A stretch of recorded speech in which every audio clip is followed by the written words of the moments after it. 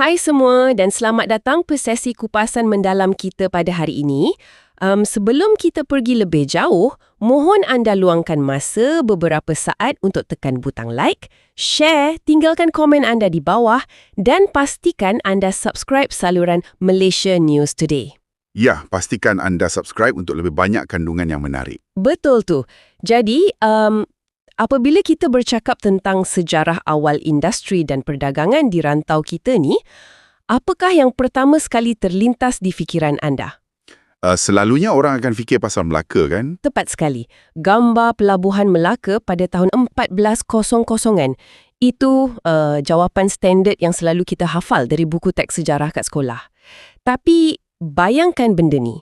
Lebih 2000 tahun yang lalu, jauh lebih awal sebelum Melaka wujud, telah ada sebuah penempatan di utara Semenanjung yang berfungsi sebagai hub industri berat antarabangsa. Oh, kawasan Lembah Bujang tu ya? Ya, di Lembah Bujang, khususnya di kawasan Sungai Batu.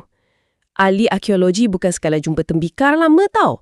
Mereka jumpa relau peleburan besi berskala industri, siap dengan sisa jeti pelabuhan yang hubungkan laluan perdagangan dunia. Menarik. Pada waktu itu, ia bukanlah kawasan pedalaman yang sunyi, ia adalah nadi teknologi berat dunia purba.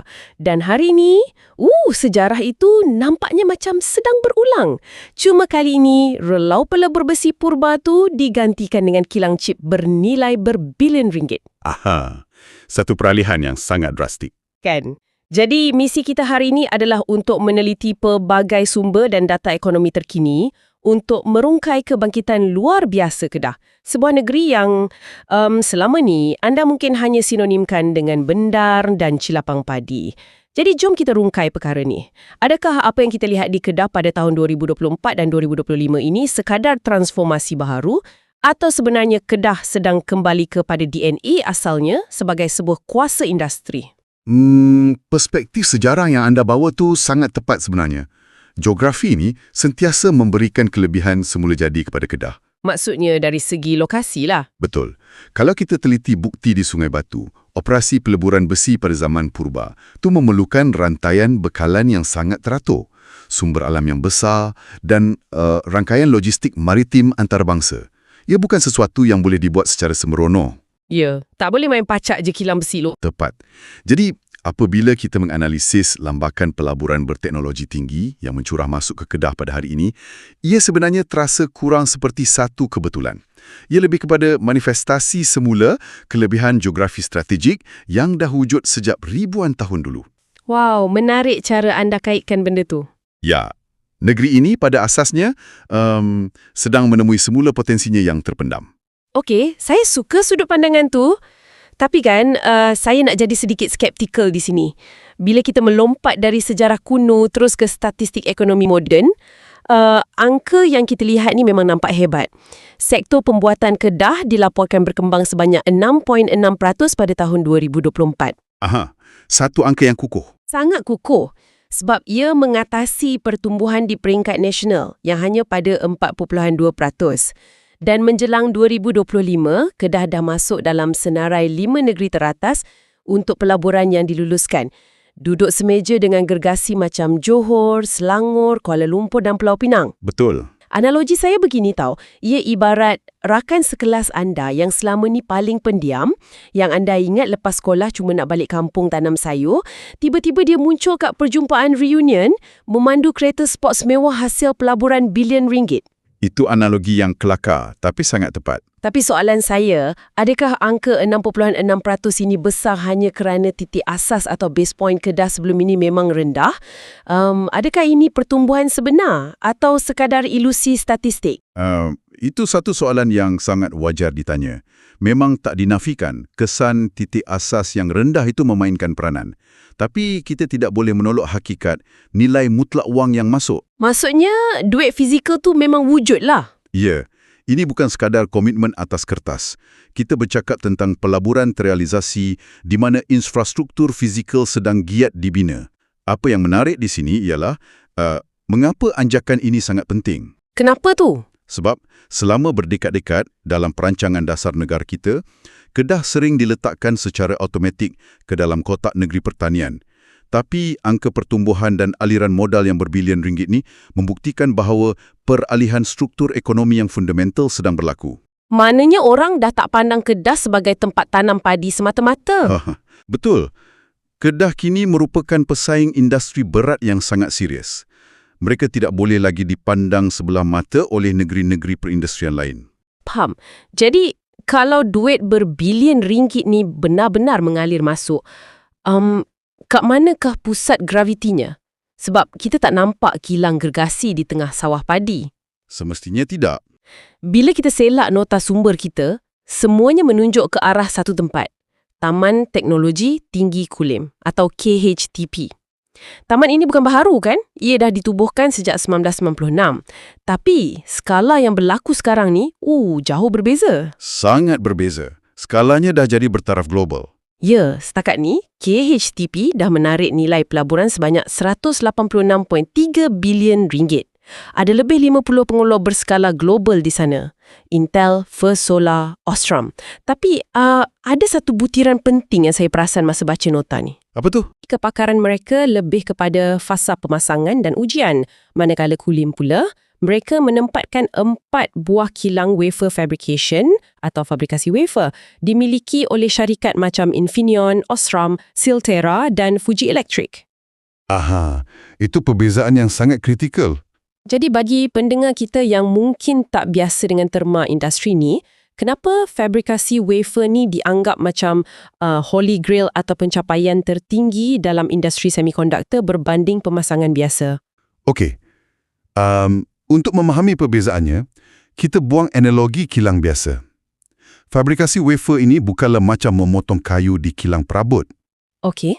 Bayangkan anda perlu melukis peta jalan raya seluruh bandaraya Kuala Lumpur. Lengkap dengan setiap lorong, persimpangan dan lampu isyarat. Tapi anda perlu melukis peta yang sangat kompleks itu di atas sebutir beras. Atas sebutir beras? Biar betul. Ya, itulah tahap ketepatan dan kerumitan dalam pencetakan litar nano ke atas kepingan silikon. Fabrikasi wafer adalah titik mula di mana chip pintar itu sendiri dilahirkan.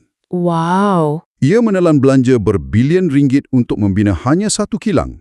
Sebab ia memerlukan jentera berketepatan tinggi yang luar biasa, persekitaran clean room yang lebih bersih daripada bilik bedah hospital, serta penggunaan tenaga elektrik dan air yang sangat besar. Jadi Kulim ada 4 kilang macam ni? Betul.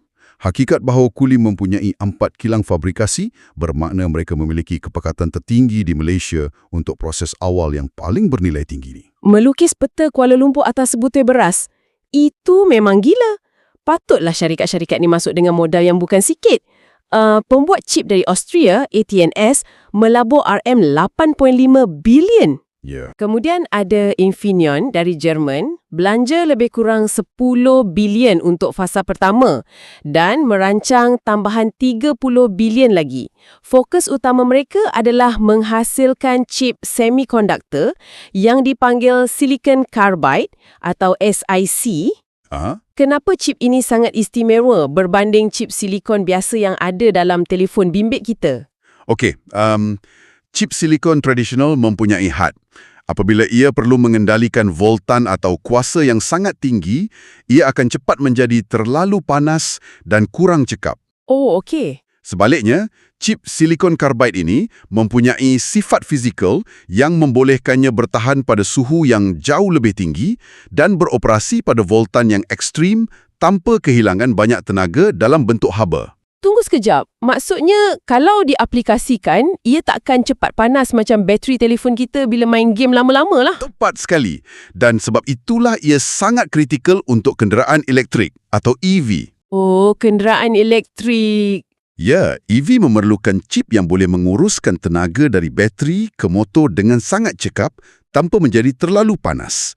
Malah, dijangkakan kira-kira 70% daripada pasaran chip SiC ini menjelang tahun 2029 akan didorong oleh permintaan industri EV. Dan di sinilah ia menjadi sangat menarik. Ini titik pertemuan yang buat saya terpegun semasa meneliti sumber kita. Kulim bukan sahaja buat chip pintar yang menjadi otak kepada kenderaan elektrik, tetapi Kedah juga secara fizikalnya sedang memasang badan kereta tersebut. Betul, ada ekosistem pemasangan otomotif di sana. Ya, di Kulim terdapat kilang Innokom yang memasang kenderaan jenama antarabangsa macam BMW, Kia dan Chery. Malah yang paling mengejutkan, Porsche, jenama kereta sport mewah, memilih Kedah untuk mendirikan kilang pemasangan pertama mereka di luar Eropah. Satu pencapaian yang sangat besar untuk negara kita. Sangat besar, dan keputusan ini secara langsung telah menjadikan model Porsche Cayenne kira-kira RM100,000 lebih murah untuk pasaran di Malaysia. Kedah buat chip pintar, Kedah pasang kereta mewah. Ini integrasi rantaian yang luar biasa. Ia memang luar biasa. Dan yang paling penting, ia menjadikan ekonomi Kedah lebih kalis masa depan atau future-proofed. Macam mana tu? Chip silicon carbide yang kita bincangkan tadi bukan terhad kepada kereta EV sahaja. Kalau pasaran EV jadi perlahan sekalipun, chip ini masih sangat diperlukan oleh sektor lain. Contohnya? Contohnya pusat data kecerdasan buatan atau AI. Pusat data AI memerlukan pengurusan kuasa yang sangat ekstrim. Selain itu, sistem grid untuk tenaga solar dan turbin angin juga perlukan chip ni. Oh, jadi aplikasinya sangat luas. Ya, permintaan datang dari pelbagai arah industri berteknologi tinggi. Ini bermakna kilang-kilang di Kulim kurang terdedah kepada risiko jika satu sektor industri itu tiba-tiba jatuh. Okey, itu sangat masuk akal. Bercakap tentang pusat data AI dan kilang fabrikasi yang raksasa ni, kita tahu mereka perlukan dua benda asas dalam kuantiti yang maha besar untuk beroperasi, elektrik dan data. Ya, tenaga yang sangat banyak. Anda tak boleh bina kilang sebesar itu dan sekadar tarik wire dari tiang elektrik biasa kat tepi jalan, kan? Bagaimana sebuah negeri yang dibina di atas asas pertanian mampu menyediakan tenaga pada skala sebesar itu? Ini adalah satu cabaran logistik yang sangat besar. Infrastruktur mesti mendahului pelaburan. Sebab itu, Kedah meletakkan sasaran yang sangat agresif untuk mencapai 70% campuran tenaga boleh baharu atau RE menjelang tahun 2030. Oh, mereka tak bergantung pada arang batu semata-mata? Syarikat gergasi teknologi macam Google bersetuju untuk membeli bekalan tenaga solar yang dijana di Kedah. Mereka buat perjanjian dengan Total Energies khusus untuk menguasakan pusat data mereka. Tunggu, kenapa penglibatan Google dalam membeli tenaga solar ni sangat penting? Bukankah elektrik tu sama je dari mana pun ia datang? Elektrik dari segi fizikalnya mungkin sama, tetapi piawaian pelabur dunia tidak. Syarikat multinasional global kini tertakluk kepada matlamat kelestarian ESG, iaitu alam sekitar, sosial dan tadbir urus yang sangat ketat. Oh, mereka ada kuota tenaga hijau yang kena capai. Betul. Mereka wajib membuktikan bahawa operasi mereka menggunakan tenaga bersih. Apabila Google masuk dan mengunci bekalan tenaga hijau di Kedah, ia menghantar satu mesej yang sangat jelas. Mesej kepada pelabur antarabangsa lain bahawa ekosistem tenaga bersih di Kedah adalah berdaya maju, stabil dan memenuhi standard antarabangsa. Itu satu cop mohor yang sangat kuat. Ya. Manakala dari aspek data pula, menjelang 2030, kabel dasar laut SING akan siap dibina. Ini akan meletakkan Kedah sebagai salah satu titik pendaratan rangkaian fiber optik antarabangsa secara langsung. Maknanya tak perlu lagi menumpang sepenuhnya infrastruktur dari negeri jiran. Tepat sekali. Data terus masuk ke Kedah. Jadi mereka ada tenaga hijau dan tak lama lagi mereka ada lebuh raya data antarabangsa. Dan semua ni tidak berlaku dalam vacuum. Ada pelbagai inisiatif di sebalik tabir. Pihak berkuasa pelaksanaan Koridor Utara atau NCIA menawarkan insentif cukai yang sangat besar di zon ekonomi sempadan. Ini telah menarik nilai pelaburan terrealisasi sebanyak RM79 bilion setakat 2025. Satu jumlah suntikan modal yang luar biasa. Sangat luar biasa. Dan yang paling menarik, pelaburan ni merangkumi keseluruhan rantaian nilai. Cuba anda bayangkan ni, syarikat pembuat tayar gergasi China, Prince Changshan, melabur RM2.6 bilion di Kedah Rubber City. Kemudian, di Bukit Kayu Hitam, pelabuhan darat atau Inland Container Depot kini beroperasi penuh. Maksudnya, mereka tak perlu lagi hantar kargo ke Pelabuhan Kelang atau Pulau Pinang untuk diekspor. Tepat. Ini yang dinamakan penguasaan rantaian nilai menegak. Dulu, Kedah tanam pokok getah di pedalaman dan nilai tambahnya dieksport keluar. Aha. Sekarang, ekosistemnya lengkap di satu tempat. Mereka toreh getah, kilang li Kedah buat tayar dari getah itu, tayar itu dipasang pada kereta yang dipasang di Kulim. Dan kereta itu pula menggunakan chip yang dibuat di Kulim. Wow, dari hujung ke hujung. Ya, dan untuk mengeksportnya, mereka urus sendiri proses logistik, pelepasan custom dan pergudangan melalui pelabuhan darat di Bukit Kayu Hitam, terus ke sempadan antarabangsa. Mereka tidak lagi sekadar melihat lori kargo berlalu di lebuh raya utara selatan. Mereka memiliki kawalan penuh ke atas sistem ekonomi tersebut. Betul. Jadi, apa maknanya semua ni untuk pendengar kita? Sebuah transformasi yang sangat hebat. Tapi dalam kita rancak bersembang pasal chip silikon dan kereta mewah ni, ada satu ironi. Atau mungkin satu tanggungjawab berat yang masih tergalas di bahu Kedah dan ia dipaparkan dengan jelas dalam sumber kita. Ya, tentang pertanian kan? Betul. Walaupun bergelar hub teknologi tinggi, Kedah masih memegang peranan tradisionalnya. Yang paling kritikal, security makanan kebangsaan. Kedah menghasilkan 45% daripada bekalan beras untuk seluruh Malaysia. Hampir separuh dari keperluan negara. Ya, tapi yang tragisnya, mereka tak mengeksport walau sebutir pun beras keluar. Mengapa? Kerana pada tahun 2024, tahap sarah diri atau SSL beras negara kita cuma 52%. Sasaran nak capai 75% pada 2025 rasanya masih jauh. Ya, kita masih sangat bergantung pada import beras asing. Betul.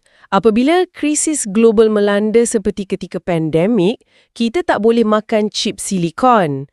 Security makanan bukan sekadar keluhan petani di Bendang. Ia adalah isu geopolitik kebangsaan. Betul tak? Sangat betul.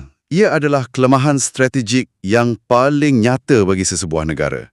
Jika rantaian bekalan makanan global terganggu akibat peperangan atau pandemik yang lain, Malaysia berhadapan dengan risiko krisis makanan yang serius. Ya, kita tak ada penampan yang cukup kuat. Tapi apa yang menarik dalam kajian kes Kedah ni ialah mereka tidak melihat pertanian sebagai sektor yang dibiarkan tertinggal. Sebaliknya, mereka menyatukan DNA industri teknologi dengan tradisi pertanian mereka. Mereka memperkenalkan penyelesaian berteknologi tinggi seperti program model pengurusan estet padi atau EMEA 2.0.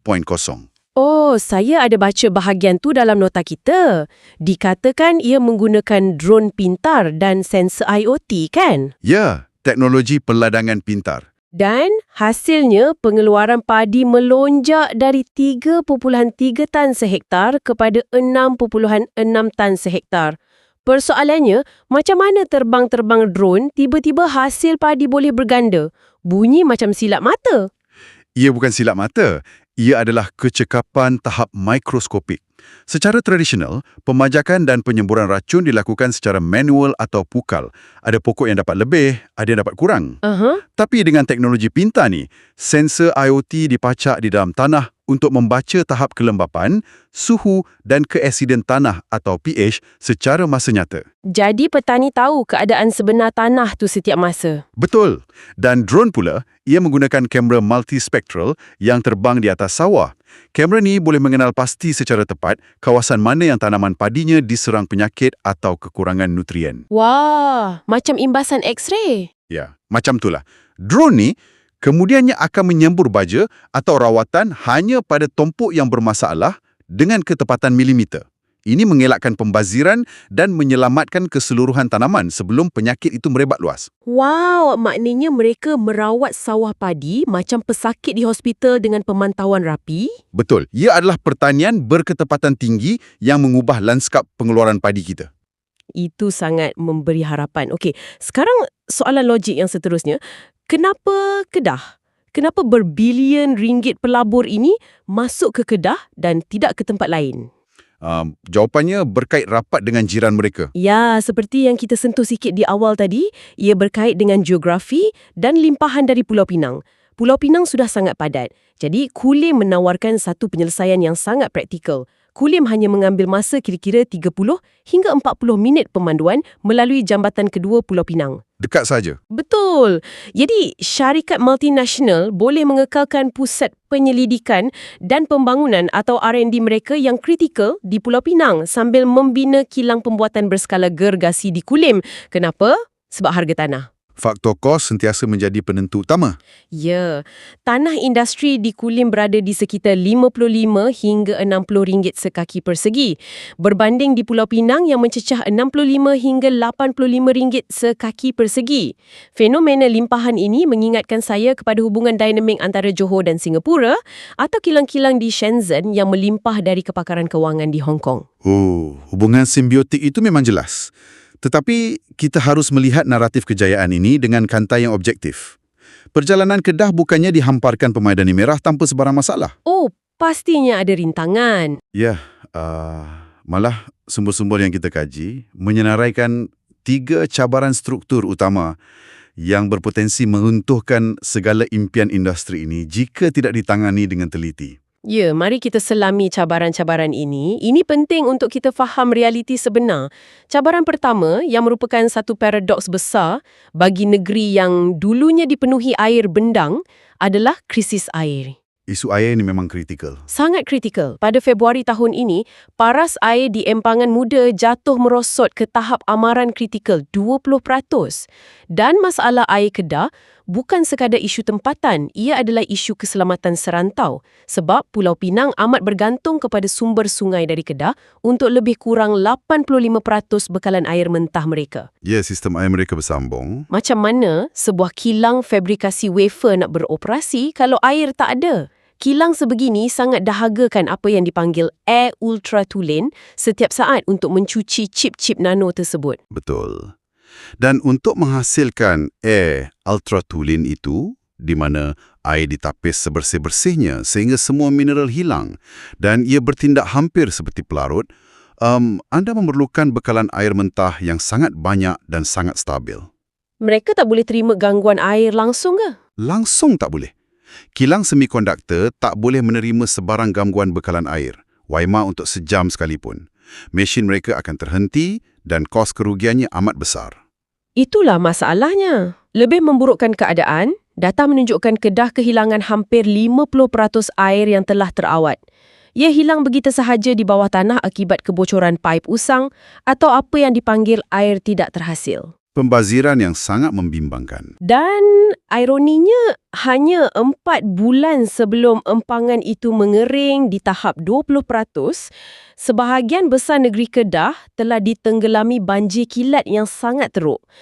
Air di Kedah nampaknya boleh menjadi senjata yang memusnahkan melalui banjir, tetapi juga sumpahan yang melumpuhkan ekonomi melalui kemarau dan paip bocor. Itu adalah cabaran infrastruktur klasik. Pelabur antarabangsa yang meletakkan RM10 bilion tidak akan berkompromi dengan persekitaran utiliti yang tidak menentu. Okey, itu cabaran pertama. Apa pula yang kedua? Seterusnya, cabaran kedua ialah isu yang lebih berbentuk manusiawi, iaitu modal insan dan isu brain drain atau penghijrahan bakat. Oh, isu gaji kan? Ya, Kulim mungkin rancak membina kilang, tetapi statistik menunjukkan pendapatan penengah isi rumah di Kedah hanya sekitar RM5,800. Bandingkan angka itu dengan Pulau Pinang di sebelah yang mencatatkan RM9,200. Jauh bezanya tu. Sangat jauh. Risiko terbesarnya ialah Kedah membelanjakan sumber, masa dan usaha untuk melatih jurutera dan pekerja berkemahiran tinggi di Kulim. Tetapi, sebaik sahaja mereka mahir, bakat-bakat ini terus disambar oleh syarikat di Pulau Pinang, Kuala Lumpur atau Singapura yang mampu menawarkan pakej gaji yang jauh lebih lumayan. Maksudnya, wujud risiko besar, Kedah hanya akan menjadi sekadar padang latihan percuma untuk gergasi industri di tempat lain. Buat penat latih anak-anak muda, lepas tu mereka berhijrah cari gaji besar. Ini dilema yang sangat nyata. Ya. Pengekalan bakat adalah kunci untuk kelangsungan industri mereka. Betul. Dan ini membawa kita kepada cabaran ketiga, yang barangkali paling rumit, sensitif dan berakar umbi paling dalam, pertikaian sejarah dan perlembagaan. Isu persempadanan dan sejarah lampau. Ya, walaupun kita sedang bercakap tentang chip masa depan AI, Sejarah masa lalu masih membayangi wilayah ni, khususnya ketegangan panjang dengan Pulau Pinang. Isu ni menjangkau masa lebih 2 abad yang lalu. Ia bermula pada era British kan? Betul. Ia bermula pada tahun 1786 apabila Francis Light mengadakan perjanjian awal dengan Kesultanan Kedah untuk pajakkan pulau tersebut pada harga $10,000 Spanyol setahun. Aha. Angka 10,000 itu kekal selama beratus tahun, sehinggalah ia disemak semula menjadi 10 juta pada tahun 2018. Kemudian, pada tahun 2021, timbul pula tuntutan baharu yang melonjakkan nilai tersebut kepada 100 juta setahun. Sebagai penganalisis yang meneliti pelbagai sumber berhubung isu ini, adalah penting untuk difahami bahawa pertikaian ini bukanlah sekadar isu picisan. Ya, kami di sini hanya melaporkan dapatan dari sumber. Betul, kita melihatnya dari sudut struktur pentadbiran yang sangat rumit. Kedua-dua belah pihak, sama ada Kedah maupun Pulau Pinang, masing-masing mempunyai hujah perundangan, sejarah dan tafsiran perlembagaan mereka yang tersendiri, berhubung perbezaan antara perjanjian pajakan sejarah berbanding pemindahan hak milik mutlak. Ia bukan sesuatu yang mudah diselesaikan dalam masa terdekat. Sama sekali tidak. Isu struktur sebegini digabungkan dengan isu perkongsian sumber air mentah yang kita bincangkan tadi, membentuk satu landscape politik dan ekonomi serantau yang tidak boleh diketepikan langsung. Terutamanya apabila pemodal besar merancang unjuran pelaburan jangka panjang mereka di koridor utara. Baiklah, kita telah merungkai sangat banyak lapisan hari ini. Jika kita himpunkan semua nota dan kupasan ini, kisah Kedah pada hari ini sebenarnya adalah sebuah kisah paradoks yang sangat rumit dan mendalam. Ya, pelbagai elemen bergabung dan bertembung. Ia adalah satu medan pertembungan yang nyata di mana kilang pencetak lita nano berbilion ringgit dan pemasangan kenderaan sports mewah wujud saling bersebelahan dengan derita petani yang menggalas kelangsungan sekuriti makanan kebangsaan. Satu kontras yang sangat tetara. Sangat tetara. Ia adalah kisah sebuah negeri yang bercita-cita besar menjadi hub tenaga hijau dan pusat data dunia, tetapi pada masa yang sama sedang bergelut mencari jalan penyelesaian untuk masalah asas seperti paip air usang yang bocor di bawah tanah serta pertikaian pajakan tanah yang belum selesai sejak era Francis Light. Rumusan anda itu sangat komprehensif. Revolusi industri di Kedah hari ini mendesak kita untuk menilai semula pandangan prejudis atau persepsi lapuk kita terhadap negeri-negeri ini. Ya, kita tak boleh lagi guna kotak pemikiran lama. Betul. Mereka bukan lagi sekadar pelengkap kepada ekonomi negara, tetapi mereka semakin bergantung antara satu sama lain dalam satu rantaian nilai serantau yang begitu mengikat. Dengan cara yang tidak pernah kita bayangkan pun 20 tahun yang lalu. Betul. Dan sebelum kita berpisah hari ini, saya mahu tinggalkan anda dengan satu persoalan yang agak provokatif untuk anda fikirkan sendiri di rumah. Sila kongsikan. Jika Kedah benar-benar berjaya mengatasi masalah paip air dan gaji jurutera mereka dan berjaya menguasai keseluruhan rantaian ini, cuba bayangkan, sebuah negeri yang mandiri sepenuhnya dalam pengeluaran tenaga bersih, memonopoli penciptaan chip pintar yang menggerakkan AI dunia dan dalam masa yang sama mampu memastikan perut rakyat kenyang dengan teknologi pertanian pintar. Wow, itu satu senario yang menakjubkan. Negeri-negeri di Malaysia ini akan menjadi sekadar garisan pudar di atas peta pada dekad yang akan datang, memandangkan ekonomi utara sudah bersatu dan saling bergantung secara total. Adakah konsep negeri itu sendiri akan berubah maknanya? Satu persoalan yang sangat mendalam. Lebih 2,000 tahun yang lalu, relau-relau peleburan besi purba di Sungai Batu di Lembah Bujang menyala tanpa henti untuk membekalkan keperluan teknologi empayar dunia purba. Hari ini, relau itu nampaknya telah kembali menyala, cuma kali ini ia mengambil rupa bentuk kilang fabrikasi wafer yang jauh lebih sophisticated. Sejarah mengulangi dirinya, tetapi dalam versi masa depan. Tepat sekali. Terima kasih yang tidak terhingga kepada anda kerana sudi meluangkan masa membenarkan kami menjadi teman perbincangan anda dalam menyelami topik yang sungguh menarik ini. Terima kasih semua. Sila like, share, tinggalkan pandangan anda tentang masa depan Kedah di ruangan komen di bawah dan pastikan anda subscribe saluran Malaysia's News Today untuk lebih banyak sesi kupasan mendalam seperti ini. Sehingga kita berjumpa lagi.